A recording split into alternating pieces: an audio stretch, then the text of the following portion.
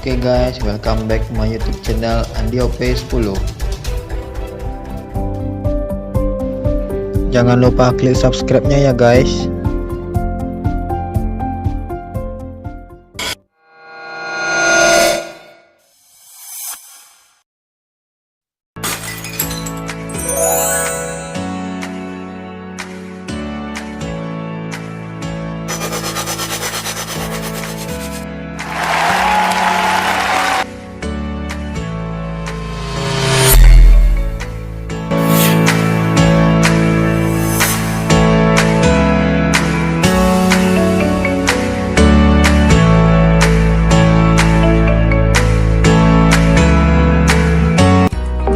Memasuki proses pengaktifan.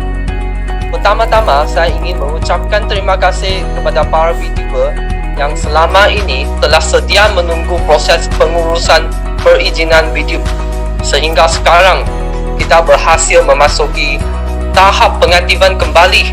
Dan secara khusus, saya ingin mengapresiasi para Diamond yang telah mendukung video melalui sosial media masing-masing. Terima kasih kepada seluruh tim dan manajemen video Indonesia yang telah bekerja keras sampai akhirnya video dapat menjadi perusahaan yang memenuhi peraturan perundang-undang di Indonesia.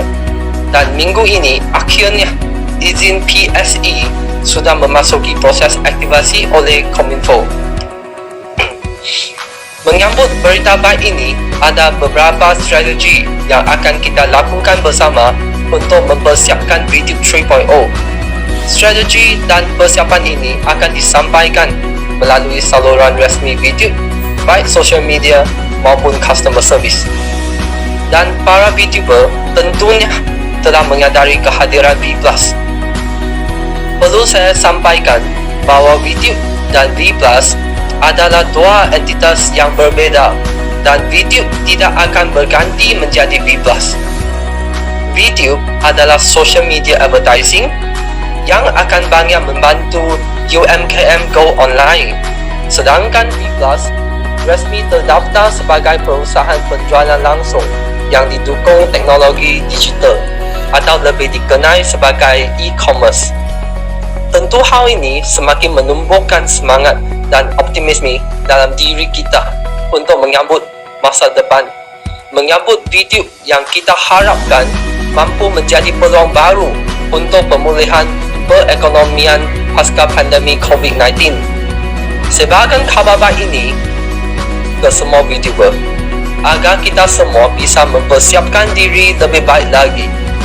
Sekali lagi, saya ucapkan terima kasih kepada para VTuber yang telah hadir malam ini. Selalu jaga kekompakan. Long life VTube.